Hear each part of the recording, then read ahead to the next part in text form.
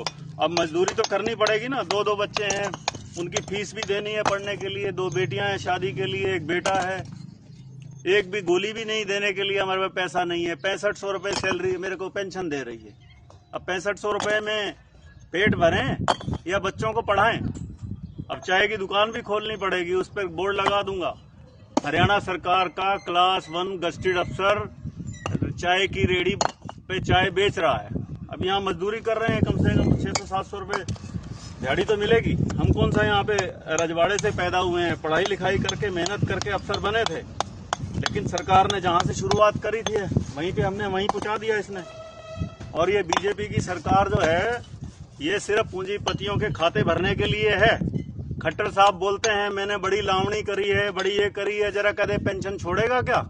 हरियाणा राज्य की उसको इतनी चिंता है, हरियाणा राज्य की उसको चिंता है कि 2030 तक दिवालिया हो जाएगा। और अभी बोल रहे हैं पिछले 3 महीने में हरियाणा ने 7500 करोड़ रुपया जीएसटी का इकट्ठा किया है। एक तरफ से तो दिखाते हैं कि हमारे पास बहुत सारा पैसा है, और दूसरी तरफ दिखाते हैं कि हम दिवालिया होने जा रहे हैं। ये दो स्टेटमेंट क्या है?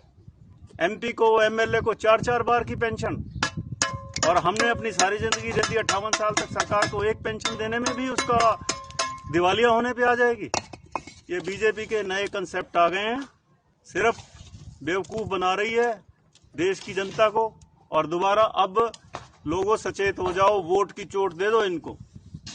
जब तक वोट की चोट नहीं दोगे तो ये सुधरेंगे नहीं। कांग्रेस तो इससे लाख दर्जे अच्छे है, कम से कम मुलाजिमों के ऊपर उन्होंने अपना हथौड़ा तो नहीं चलाया। अपनी तिजोरियां भर लो और देश के नागरिकों को कर दो कमजोर। हमने जहां से जिंदगी शुरुआत करी थी वहीं पे आके पहुंच गए। अब क्लास 1 गस्टेड अफसर है, या बुढ़ापे में वकालत करेंगे तो वकालत करने में तो 10 साल दोबारा फिर शुरुआत करनी पड़ेगी वहीं से। 6500 रुपये में अगर मैं बीमार हो गया तो इन्होंने आयुष्मान में भी नहीं आएंगे हम, तो पीले कार्ड भी नहीं बनेंगे हमारे, तो हम कहां जाएं? तो